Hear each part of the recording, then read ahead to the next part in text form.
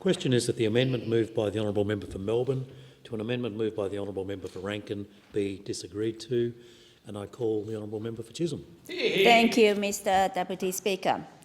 I came to Australia when I was just a young, bright-eyed student. I had hopes and dreams, but beyond that, I didn't have much else. Over time, I built up a family, a career, and a fulfilling life. For me, this encapsulates the Australian dream, the idea that hard work reaps results. I know that so many Australians are hardworking people. I've worked alongside countless men and women who have toiled away so that they can reach their dreams too. The desire is there, but it's important that the jobs are there to match. High unemployment is a wicked trap that Australia, like the rest of the world, needs to take care not to fall into. In the wake of the pandemic, it's imperative that our government ensures that Australia's employment market is full of opportunities for those who work hard. Mr. Deputy Speaker, the latest budget makes serious tracks towards investing in the jobs of today and the jobs of tomorrow. This budget recognizes this importance of creating jobs and the role that has in rebuilding the economy. Over the early days of the pandemic, Australians were concerned and terrified over the thought that they would lose their jobs, that they wouldn't be able to put food on the tables for the families and provide for those they loved. Over the last year, the Morrison government has put jobs on the priority list for Australia. We listened and we responded to the concerns of Australians. Back in August last year, I saw the unemployment rate skyrocket to 9.2%. Today, the unemployment rate has been reduced to 5.5%. Other countries have not been so fortunate. Mr. Deputy Speaker, creating jobs for Australians is key to securing our economic recovery. Part of this process is giving Australians the skills and training they need to get a job today and beyond. The Morrison government's commitment to this idea is through record investment in skills and training. In this budget, our government has doubled our commitment to the Job Trainer Fund.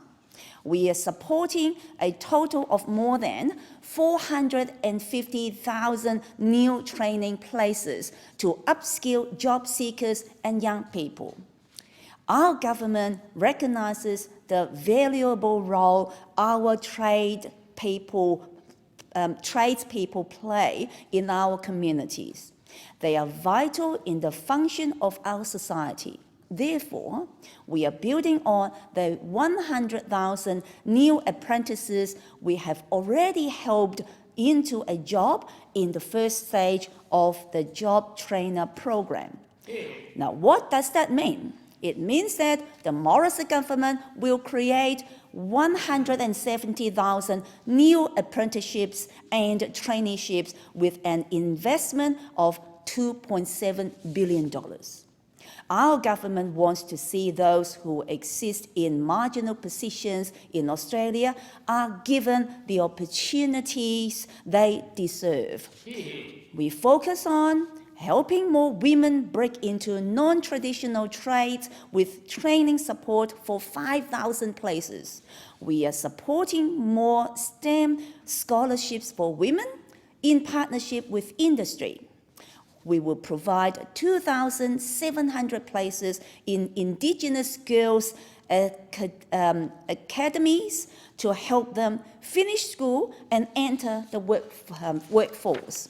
And importantly, for those who find themselves without work, the government has strengthened the safety net, increasing the job seeker payment while enhancing mutual obligations. Mr. Deputy Speaker, We are a government that believes in the power of choice. We want Australians to be able to choose what they believe is best for them, and we want to empower them in their decisions. We recognise that for many Australians, owning a home is important. We want to give Australians the choice and power to afford their own home.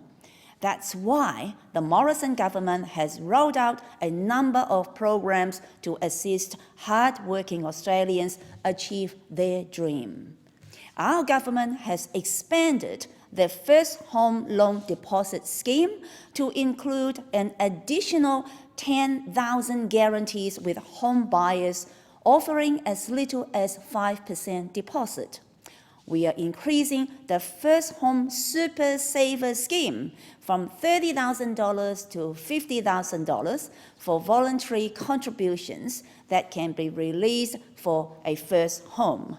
Additionally, we have created jobs in the construction industry while giving home builders a hand under the Home Builder Policy. The results speak for themselves. We have the highest level in a decade of first home buyers with more than 155,000 in the year to March 2021. Our carefully devised policy is having real and positive impacts on Australians. I'm beyond happy that our government is having such a good and tangible impact on our great country. Giving Australians the chance to afford their own homes means giving them more incentives to work. For young families, this dream can be difficult to achieve. Some families may not have the support network to take care of their child while they are out working. Subsequently, this can take one parent out of work to look after their child, making it that much harder for them to save for the things that matter. As a mother, I understand these difficulties. I also understand how this issue tends to disproportionately affect women, reducing the rate of workforce participation for women and subsequently their economic security. This is an issue the Morrison government cares deeply about.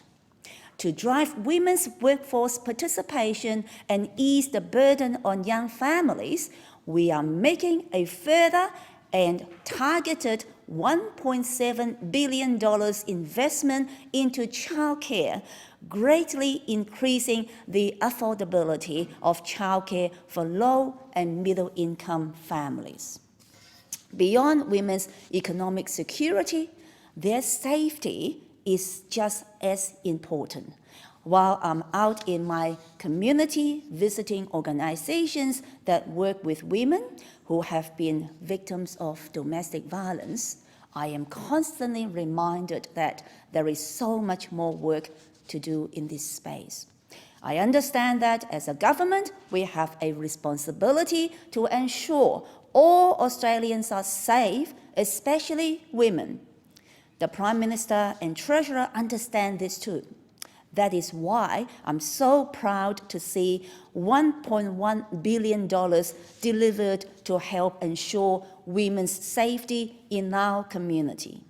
We will be investing in more emergency accommodation for women when they need our help the most, more legal assistance to make sure women are supported in the long term. We are making sure that there are more counsellors available to women. Mr. Deputy Speaker, we are making sure that women have access to more financial support.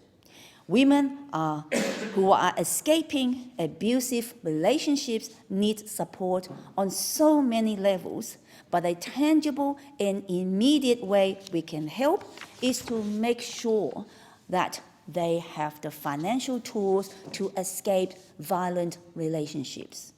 A coalition government will always ensure that those Australians who need our help will get it.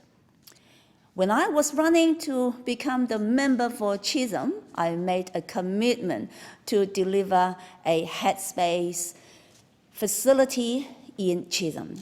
I made this commitment after consulting widely with my community, especially the Monash Youth Committee. I listened to my community and I acted. I was overjoyed to visit the Sindo Headspace recently with the treasurer and proud to show him the good work that the facility has started doing. I look forward to their official opening later in the year. I don't need to remind any member of how tough this year has been on mental health of Australians. This government is listening and responding. And the 2021 to 22 budget is guaranteeing this essential service by investing $2.3 billion in the National Mental Health and Suicide Prevention Plan. This facility could not come at a better time, and it is so valuable to the Waverley area. I will always listen to my community and deliver on genuine need. If you need the help of Headspace Sindo, you can visit them at 265 Blackburn Road in Mount Waverley. Mr. Deputy Speaker, I visit aged care facilities in my electorate all the time. I have over 65 of them in my electorate of Chisholm. I love sitting down with residents and listening to their stories. Their shared wisdom is so important to me. When I come to this place, I always advocate for the needs of older Australians. Committing a further $17.7 billion to our aged care system is the right thing to do. When I head back to Melbourne, I can look my constituents in the eye and tell them we are doing the right thing by older Australians. While we are ensuring there are higher payments for residential care, this government will ensure that older Australians wishing to stay at home are also supported. We have added another 80,000 new home care packages. This brings our total commitment to 275,000 home care packages. We are looking into the future as well, Mr. Deputy Speaker, by committing to 33,000 new training places for personal carers. We are making sure we have the right staff well into the future. My regional colleagues will be pleased to know that we are upgrading care in regional areas as well. The aged care sector does amazing work, but this government has seen a need for stronger regulation which will ensure that good operators are protected and able to continue to do the good work that they do. Mr. Deputy Speaker, I got into politics because I wanted to bring my community together. I want to bring Chisholm together. It is well known that my electorate of Chisholm has a large migrant population that wants to call Australia home. There is a rich community of local clubs and societies in Chisholm for new migrants to get involved with. One of those clubs is the Bannerswood Bowls Club. I was thrilled to be involved in their new members' open day, and it was brilliant to see so many new faces from a diverse background give lawn bowls a go. For many of them, it's their first time holding a ball and experiencing lawn bowls. The coalition will always back these local organizations that add so much to our community. Over $26 million will be spent under the Stronger Communities program in 2021 to 22 budget. This budget, Mr. Deputy Speaker, is comprehensive, considered, and exactly what Australia needs at this exact point in time. It drives the needs of all Australians and ensures that everyone is given opportunities. This budget makes me proud to be a Liberal woman in the Morrison government looking out for the interests of all Australians.